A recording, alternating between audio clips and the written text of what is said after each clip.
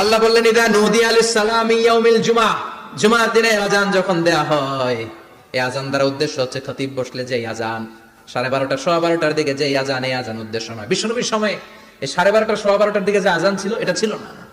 বিশ্বনবীর সময় ছিল না, আবু বকরের সময় ছিল না, সাইয়েদনা ওমর ফারুকের সময় ছিল না। এটা চালু হয়েছে সাইয়েদনা উসমান যুন নূরাইনের সময়। তখন মদিনাতে মানুষের সংখ্যা অনেক বেড়ে গিয়েছে, লোকজন আর জায়গা হয় না, মুসল্লিদের ঠাসাঠাসি। উনি ঘোষণা দিলেন সুকে জাওরা, জাওরা নামক বিশাল একটা বাজার আছে, ঘোষণা দিলেন এখন থেকে ওই জায়গায় জুমার নামাজ হবে। মানুষ যেন আগ থেকে প্রস্তুতি নিয়ে আসতে পারে, এজন্য জাওরা নামক বাজারে উনি আর একটা আজান দেওয়ার প্রচলন করলেন। সুবহানাল্লাহ।